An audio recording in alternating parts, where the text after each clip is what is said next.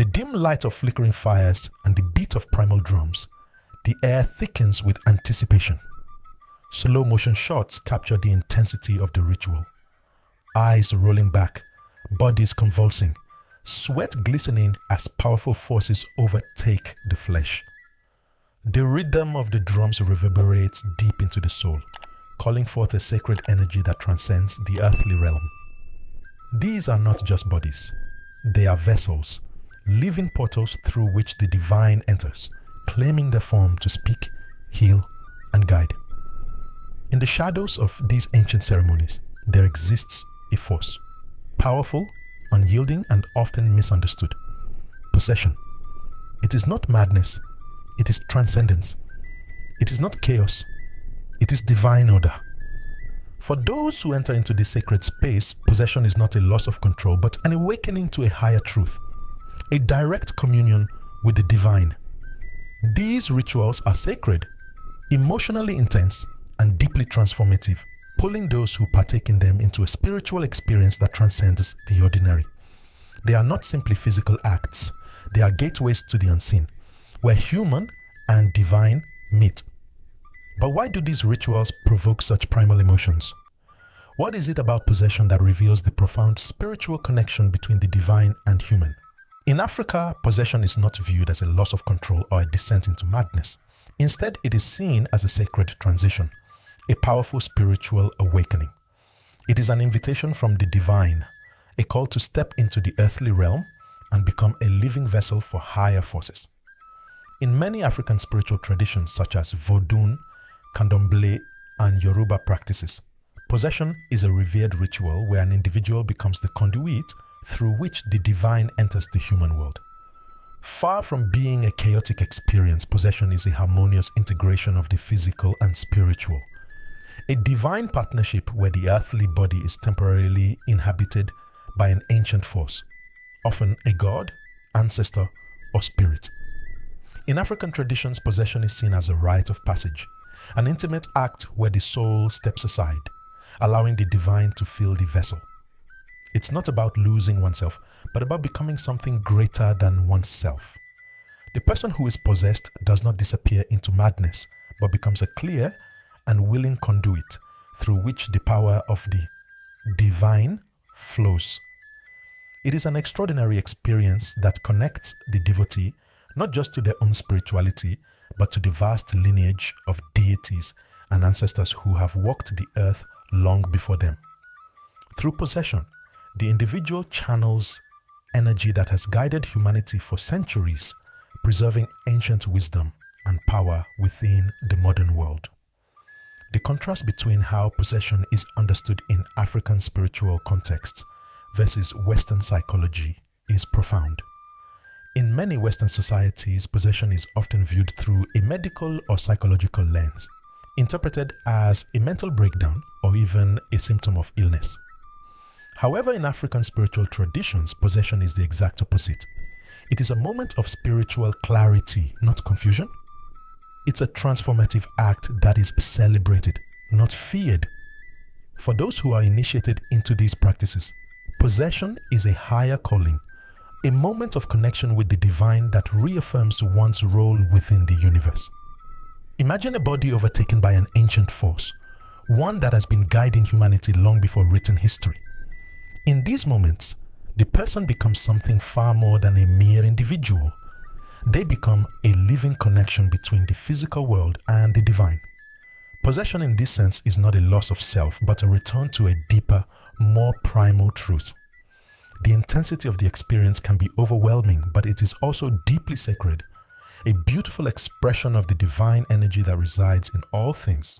In the heart of Benin, the birthplace of Vodun, and deep within the sweltering nights of Haiti, the Loa, the powerful spirits of Vodun, continue to mount their chosen vessels. These gods, ancient and revered, still walk among us, entering the bodies of the devotees, transforming them into living conduits for divine energy. Vodun rituals, rich in history and steeped in reverence, have long been a means of spiritual connection.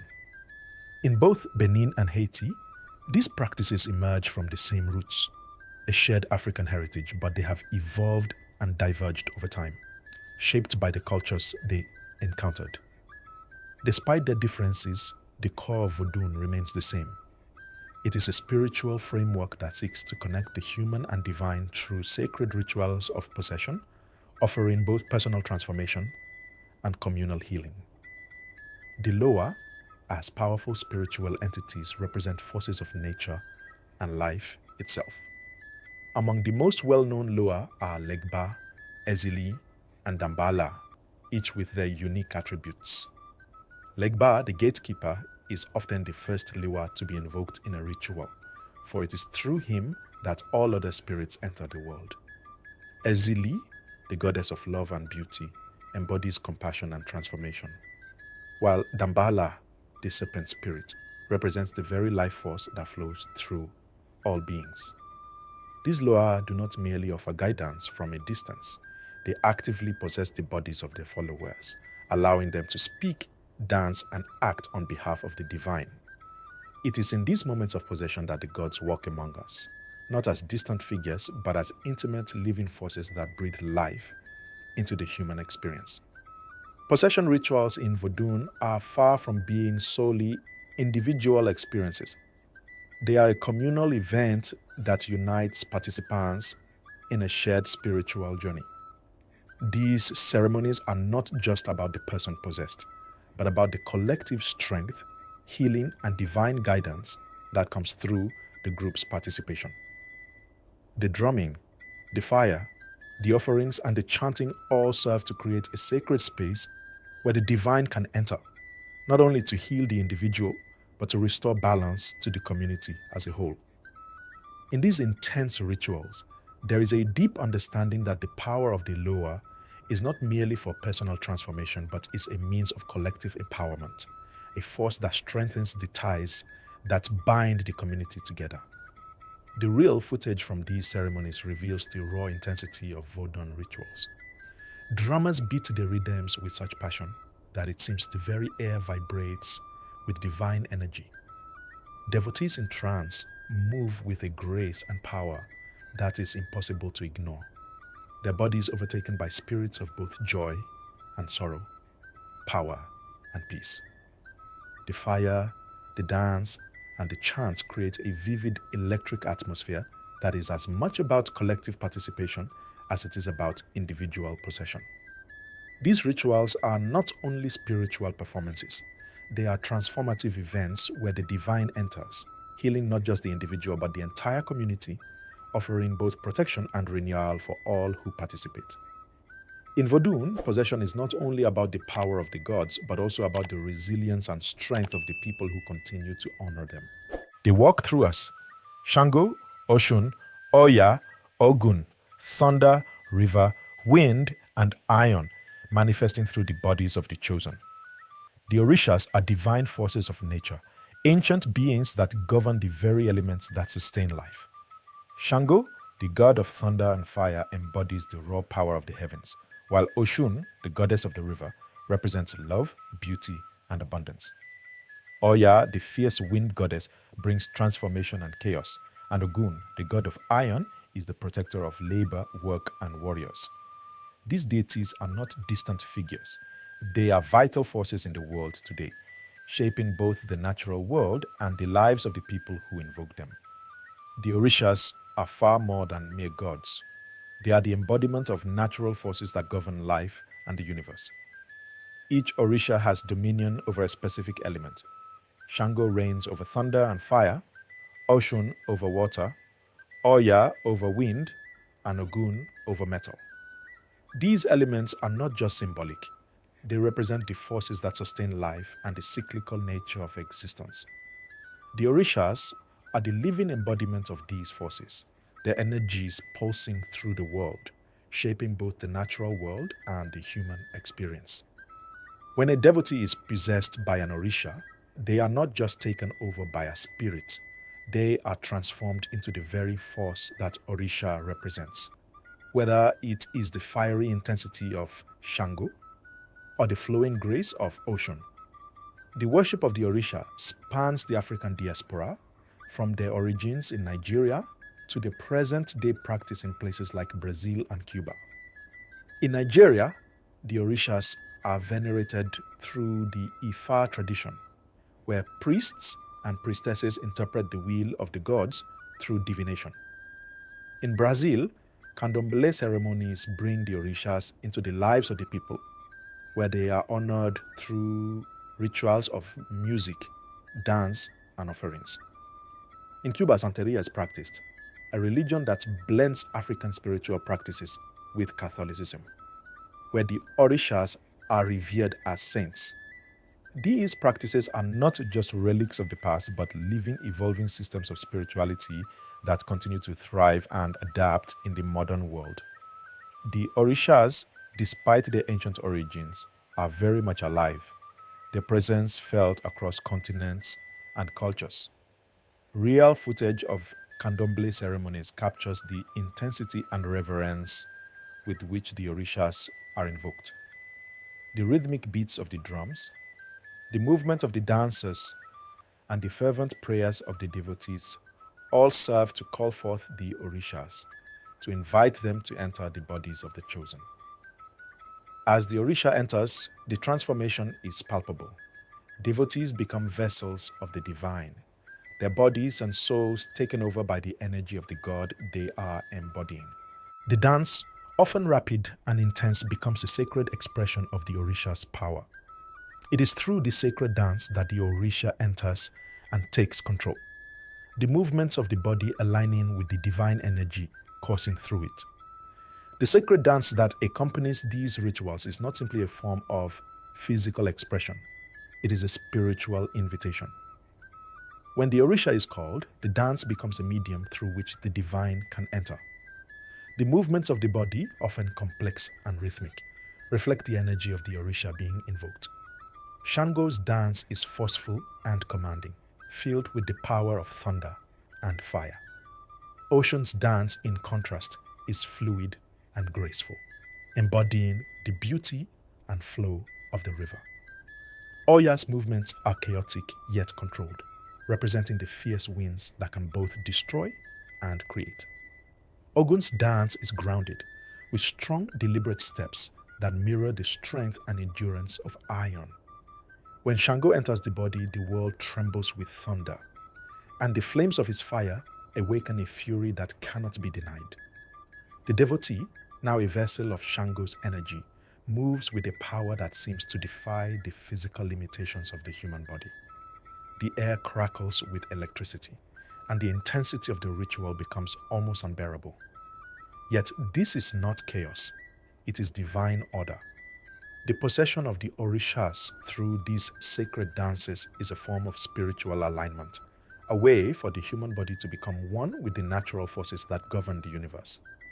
In these moments of possession, the devotee is not just dancing for the Orisha, they are becoming the Orisha, embodying the divine energy that flows through them.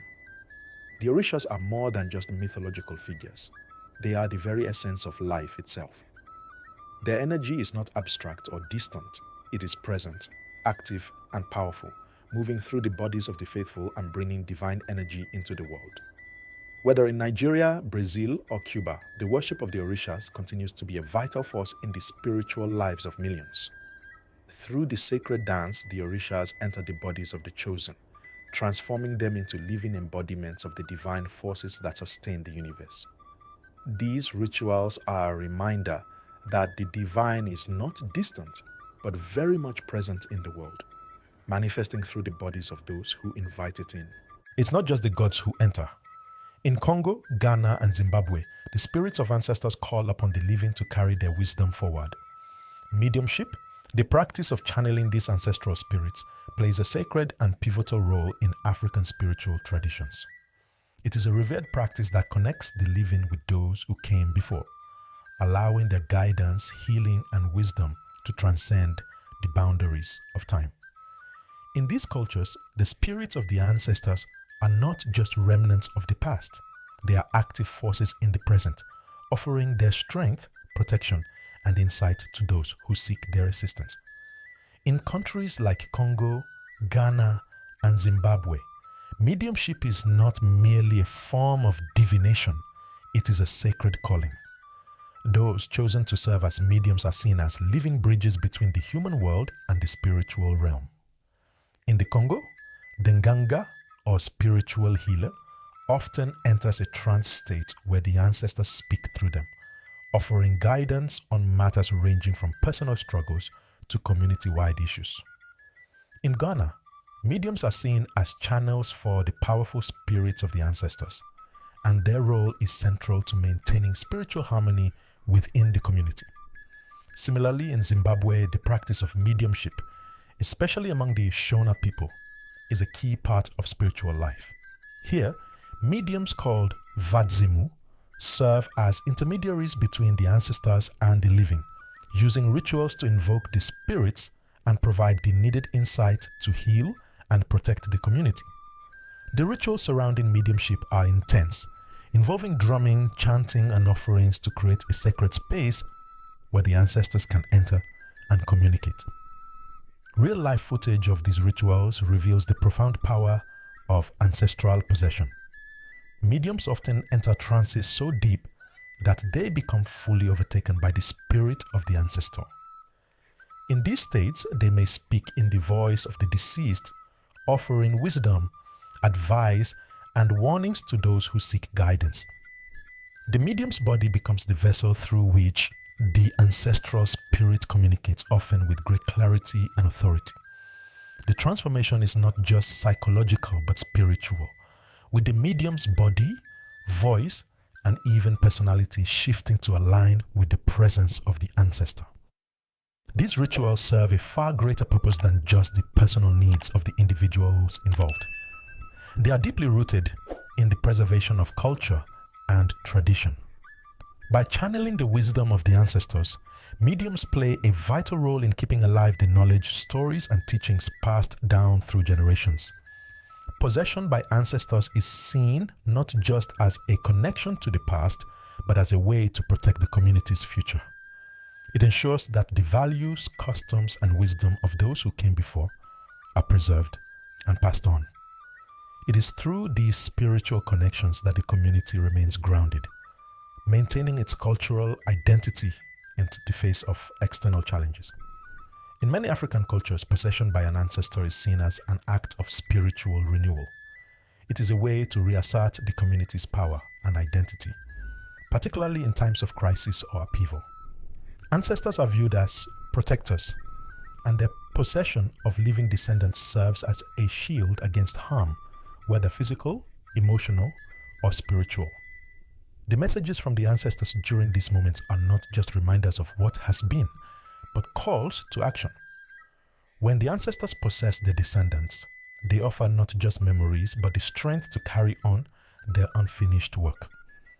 These words encapsulate the deep reverence and importance of ancestral possession. It is not merely an act of remembrance, but an invocation of strength and purpose, allowing the living to continue the work of their forebears. In these sacred moments, the power of the ancestors is felt as a tangible force. They do not remain in the past. They are here, active in the present, guiding and protecting the community.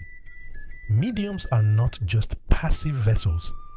They are the chosen ones who carry the responsibility of preserving the community's spiritual health. Through possession, the ancestors offer more than guidance. They offer protection, strength, and the spiritual tools needed to navigate the challenges of the present. The living are reminded that they are never alone. They carry with them the wisdom and power of those who have walked before them. Through mediumship, this connection is not just maintained, it is actively strengthened, ensuring that the wisdom of the ancestors continues to shape the future of their descendants. In times of oppression, when bodies were enslaved and voices silenced, the gods became the ultimate act of rebellion. Possession was not surrender, it was the reclaiming of power. During the transatlantic slave trade, when Africans were forcibly removed from their homeland and stripped of their cultures, possessions, and identities, they turned to their spiritual practices as a form of resistance. Possession rituals became acts of spiritual defiance, a declaration that while their bodies might be enslaved, their spirits would remain free. The gods they invoked were not just deities, they were symbols of resistance, strength, and cultural survival. Possession allowed enslaved people to reconnect with their divine heritage, to draw upon a power that transcended the brutality of their circumstances. These rituals became a profound act of defiance, asserting the existence and strength of their ancestral spirits in the face of extreme oppression.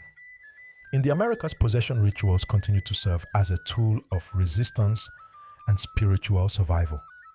In places like Port-au-Prince, Haiti, Salvador, Brazil, and Harlem, New York, possession was not just about personal transformation.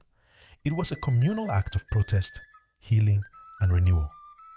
These cities became hubs of Afro-diasporic spirituality, where the same rituals that once helped enslaved Africans resist their oppressors were now used to reclaim their cultural identity and resist the modern forces of colonialism, racism, and systemic oppression.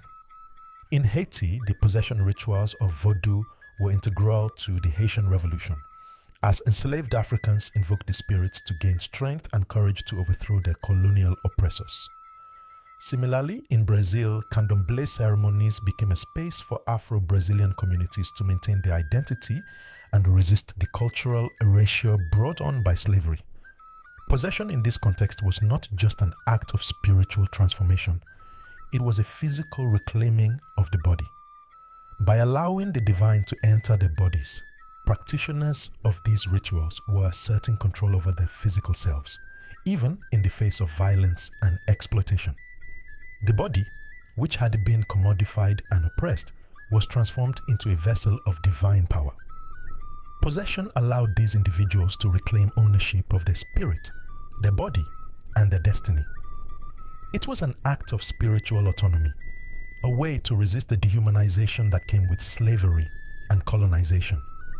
The body, once a tool of labor and oppression, became a sacred space for the divine, a place where the forces of resistance, strength, and empowerment could manifest. In the modern world, possession rituals continue to serve as a form of therapy, protest, and spiritual renewal. In cities like Harlem, New York, where the African diaspora has made its home, possession rituals are still practiced as a means of healing the wounds of history. Here, possession is not only a means of connecting with the divine, it is a way to reclaim spiritual power, to heal from the trauma of slavery, racism, and inequality. These rituals offer a way to cope with modern struggles by connecting with the strength and resilience of ancestors who fought for freedom and justice. Possession in these contexts becomes a therapeutic act, a means of addressing emotional and psychological wounds, while simultaneously reaffirming one's cultural identity and resistance against systemic oppression. When the gods come, they heal wounds that history tried to erase, offering a renewal of strength, purpose, and vision. This emotional connection to the divine through possession is more than just a personal experience. It is a collective act of resistance, a way to stand against the forces that continue to oppress and marginalize. The gods, who have always been present, offer not only healing but also a renewed sense of purpose and vision for the future. Through possession, the past is not just remembered, but actively brought into the present, giving individuals and communities the strength to continue the fight for justice and equality. Possession rituals are not just acts of spiritual awakening. They are acts of resistance, defiance, and cultural survival, carrying forward the legacy of those who have fought for freedom throughout history. Through these sacred rituals, the gods continue to walk among us, healing and empowering the generations that come after. To the untrained eye, these trances may appear to be moments of madness, filled with wild movements and uncontrolled expressions. But they are not breakdowns, they are breakthroughs. In the eyes of Western culture, possession rituals are often misinterpreted as signs of mental instability or loss of control, framed through a lens of disorder and chaos. This perspective, grounded in a rational medical view of the mind, fails to recognize the deep spiritual significance of these moments. For many African spiritual traditions, what the Western world labels as madness is, in fact, a sacred act, a transcendence that connects the body to the divine. These trances are not moments of collapse, but openings to a higher reality, a reawakening of ancient wisdom that flows through the bloodline of the community. Possession is not a loss of the self, it is a remembrance. In these sacred moments, the individual becomes a vessel for ancestral knowledge, a connection to the divine that has existed long before their own existence.